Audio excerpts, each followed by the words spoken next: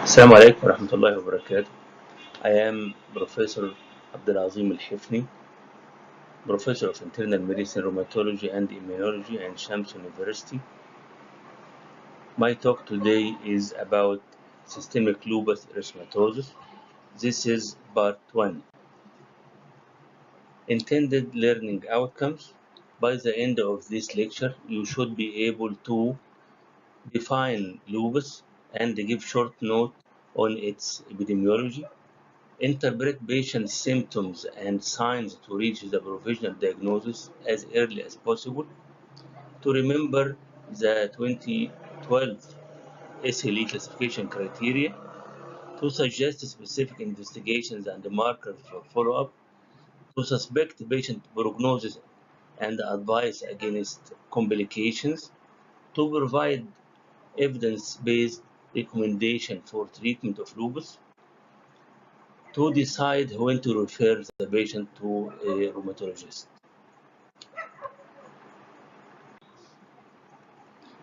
What is lupus? It is a multi-system inflammatory autoimmune connective tissue disease that occurs most commonly in women during their reproductive age.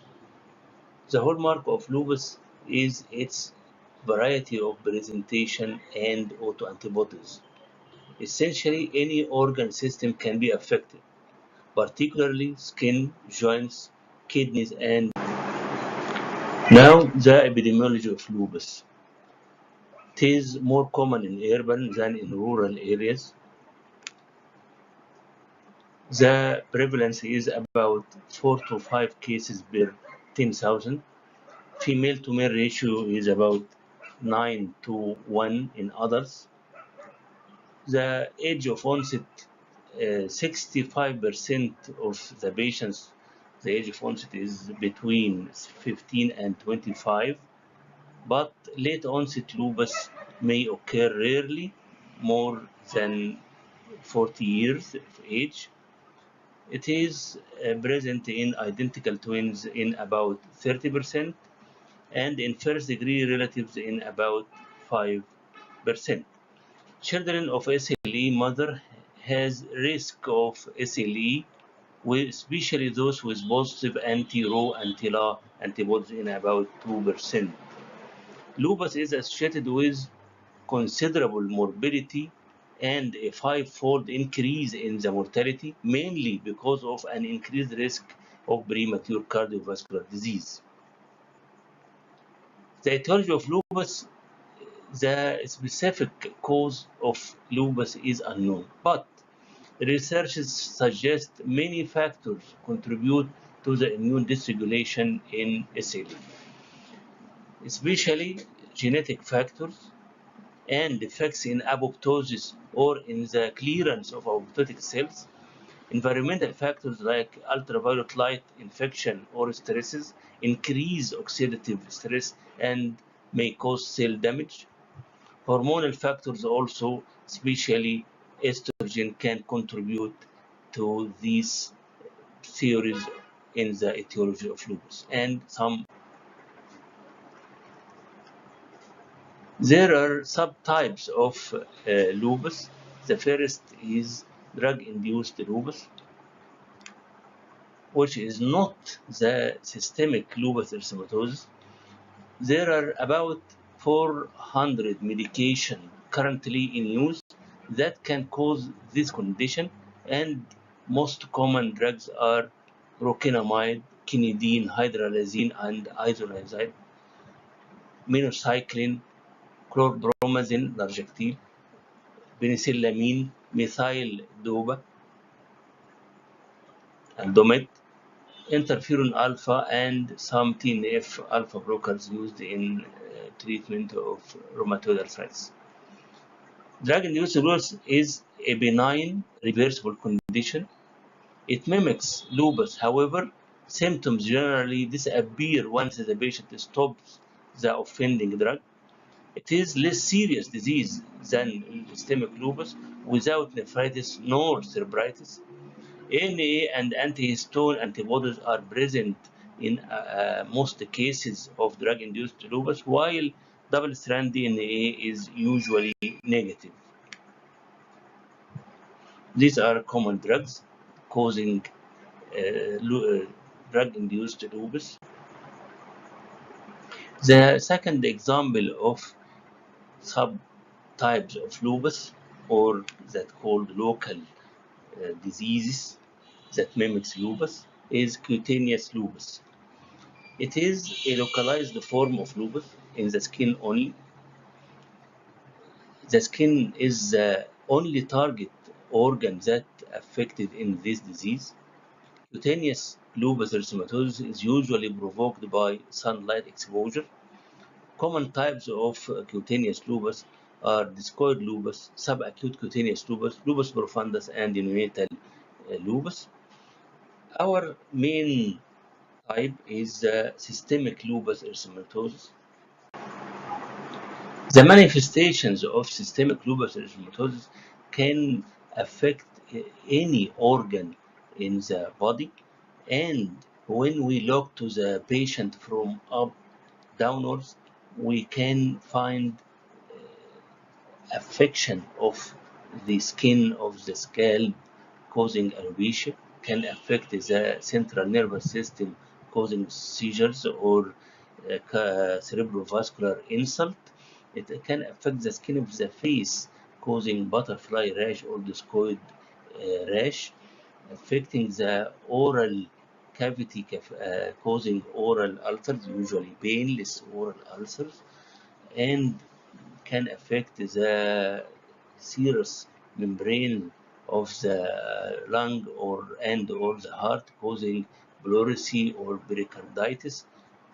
Also, the heart itself can be affected by endocarditis or myocarditis.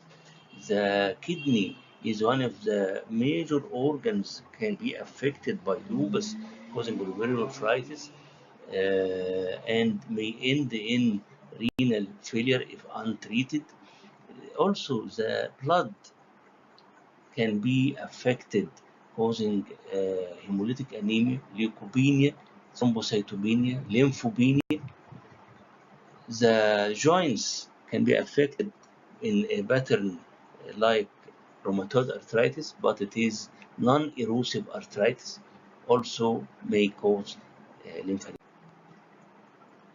The natural history and the course of lupus.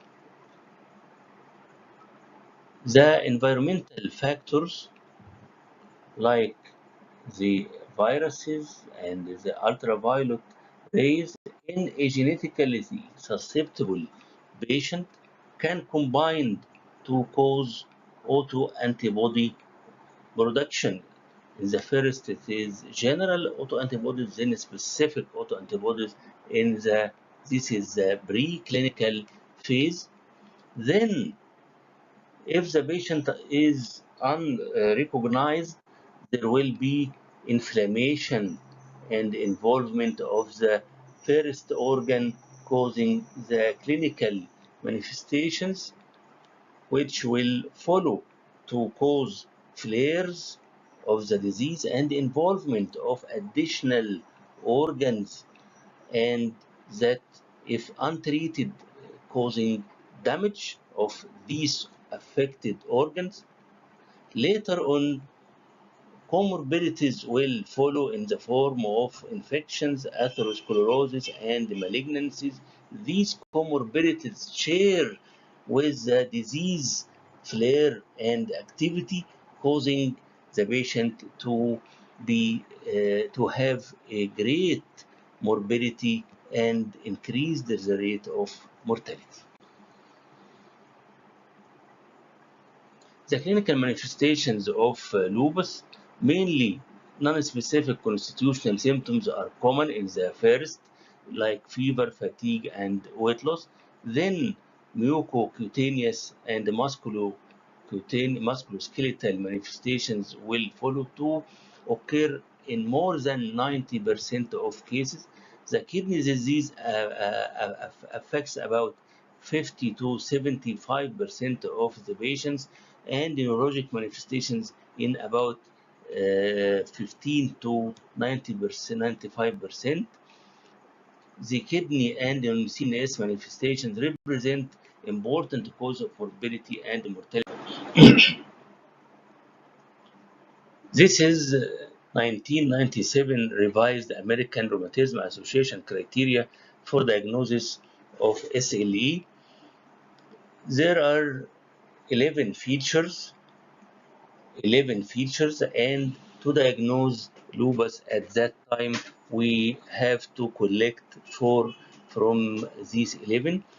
The features was malar rash, discoid rash, photosensitivity, oral ulcers, arthritis, cirrhosis, renal disorders, neurological disorders, hematological disorder, immunological in the form of anti-DNA and anti-Smith or anti-phospholipid antibodies and ANA antibodies. 4 from these 11 are sufficient to diagnose the case with lupus, but nowadays it is not used and obsolete because if we use it, it is too late for the early diagnosis. We are nowadays searching for tools to diagnose any disease as early as possible. This is a newer classification criteria called SLIC classification criteria for lupus. It is newer in the year 2012, and the requirements are also 4 criteria, but at least 1 from the clinical and 1 from the laboratory or immunologic column, or biopsy proven lupus nephritis with positive ANA or DNA. The clinical the clinical criteria are acute lupus, acute cutaneous lupus, chronic cutaneous lupus, oral or nasal ulcers, non-scarring alopecia, arthritis, cirrhosis, renal affection, neurologic affection, hemolytic anemia, leukopenia, thrombocytopenia less than 100,000, and the immunologic criteria are either ANA, DNA, or Smith, or antiphospholipid antibodies, or low complement, especially C3, C4, or CH50. Direct Combs test in the absence of hemolytic anemia.